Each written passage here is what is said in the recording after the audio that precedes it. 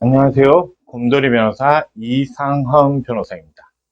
지난번 영상까지 개인일생 월변지금 산정에 있어서 가장 중요한 두 요소인 이른바 가용소득과 이른바 청산가치에 관하여 알아보았습니다.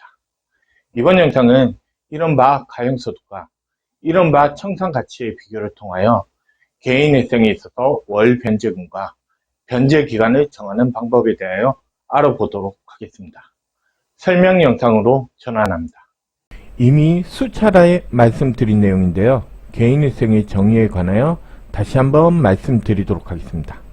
개인일생은 채무자의 소득에서 부양가족 수를 합한 가구원수 기준 일정 생계비를 공제한 나머지 소득으로 일정한 기간 동안 채무자가 가지거나 가진 것으로 볼 수 있는 재산 중 압류금지 재산을 제외한 나머지 재산의 가치 이상을 변제할 경우 채무자가 갚지 못한 나머지 채무에 대한 책임을 면제하여 주는 제도입니다. 위와 같은 개인일생의 정의를 보면 이른바 가용소득, 변제기간, 이른바 청산가치 보장의 원칙이라는 세 가지 요소로 이루어져 있다는 사실을 알 수 있습니다. 앞선 영상들에서 이른바 가용소득과 이른바 청산가치에 대하여 알아보았으니 개인일생에 있어서 변제기간 산정에 대하여 이번 영상에서 알아보도록 하겠습니다. 채무자 회생 및 파산에 관한 법률 제611조 제5항에서는 개인일생 변제기간은 3년을 원칙으로 하되 제614조 제1항 제4호의 요건, 즉 이른바 청산가치를 보정하기 위하여 필요한 경우 등 특별한 사정이 있는 경우 5년 이내의 범위에서 변제기간을 정할 수 있다고 규정하고 있습니다. 이와 관련하여 개인일생 사건 처리 지침 제8조에서는 변제기간 산정에 관한 방법에 관하여 규정하고 있습니다. 내용이 상당히 긴데요. 이를 정리하여 보도록 하겠습니다. 위와 같은 채무자 회생 및 파산에 관한 법률 개인일생 사건 처리 지침의 내용을 종합하면 개인일생에 있어서 원칙적인 변제기간은 현재 3년입니다. 이러한 3년 이내의 변제기간 동안 원금과 개시결정 전 이자까지 포함한 원리금 100%를 변제할 수 있다면 원리금 100%를 변제할 수 있는 기간까지가 변제기간이 됩니다. 단 이 경우 너무 단기간에 원리금 100%를 변제할 수 있다고 한다면 개인일생에 있어서 기본 조건인 지급불능 상태에 있다고 보기 어렵다고 판단이 될 수도 있습니다. 특별한 사정이 있어서 변제기간이 3년 이상이 되는 경우가 있는데 이러한 경우라고 하더라도 변제기간은 5년을 넘지 못합니다.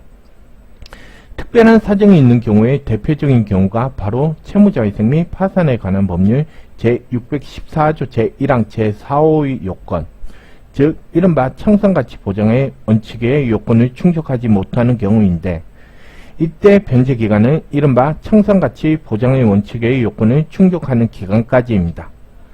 다음으로 보증공고로 많이 나오는 경우인데요.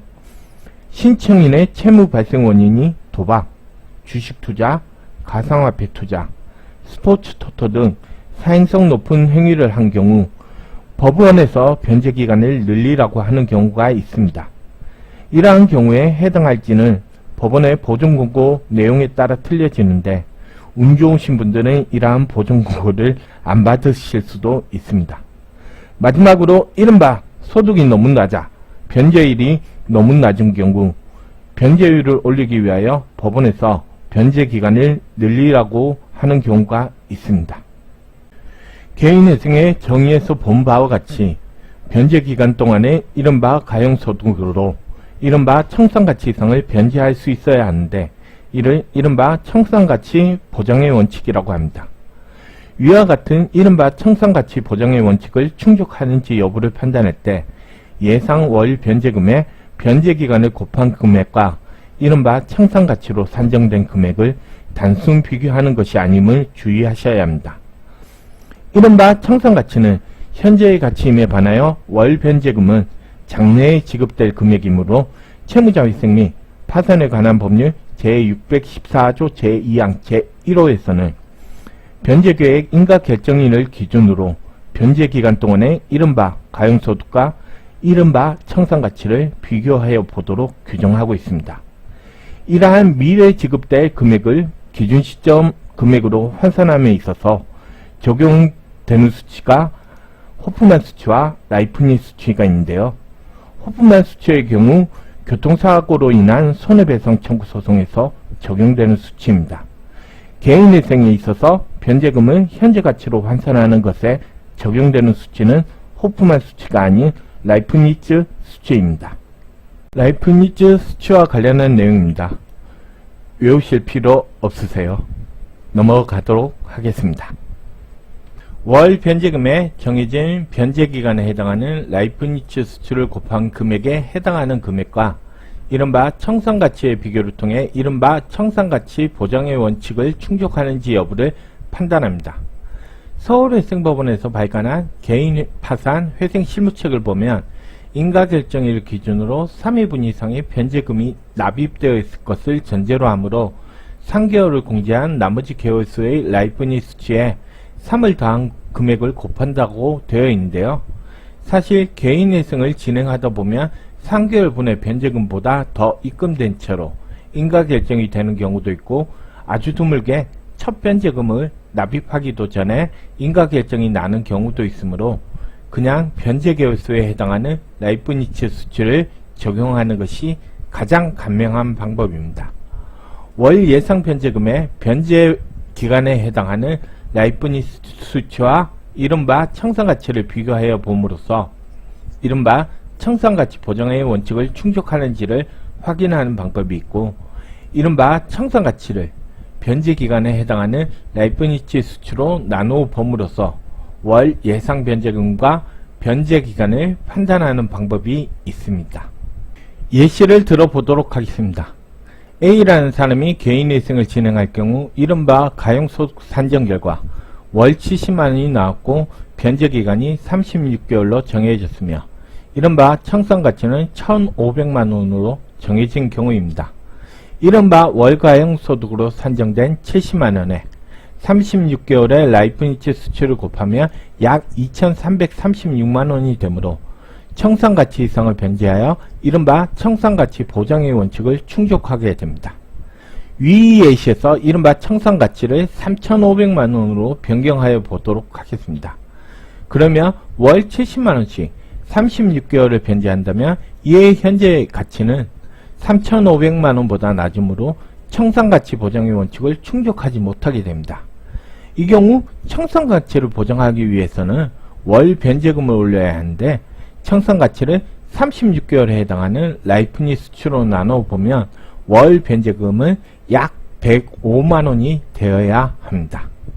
원칙적으로 산정된 변제기간인 36개월 동안의 원칙적인 이른바 가용소득으로는 이른바 청산가치 이상의 변제가 어려울 경우 인가조건을 충족시키기 위한 방법으로는 두 가지 방법을 고려해 볼 수 있습니다. 물론 재산을 변제에 투입하는 방법도 있으나 기본 설명이므로 이 부분에 대한 설명은 제외합니다. 첫 번째, 월 변제금을 올리는 방법입니다. 생계비 금액을 낮추어 이른바 가용소득을 높이는 방법인데요. 이 경우는 변제기간에 변동이 없으므로 앞서 본 예시에서 본 바와 같이 이른바 청산가치를 36개월에 해당하는 라이프니츠 수치로 나누면 예상 월 변제금이 나옵니다. 두 번째, 월 변제금을 그대로 두되 변제기간을 늘리는 방법입니다. 이 경우 앞선 예시에서 본 청산가치 3,500만원을 월 예상 변제금 70만원으로 나누면 50이 나오는데 위 50을 최초로 넘어서는 라이프니츠 수치에 해당하는 개월수는 57개월이므로 월 변제금을 70만원으로 정하면 변제기간은 57개월이 되어야 합니다. 이번 영상은 개인회생의 변제기간을 정하는 원칙과 이른바 가용소득과 이른바 청산가치의 비교를 통하여 개인회생 월 변제금과 변제기간을 정하는 방법에 대하여 알아봤습니다. 제 영상이 도움이 되었다면 좋아요와 구독을 눌러주세요. 이상 곰돌이 변호사 이상헌 변호사였습니다.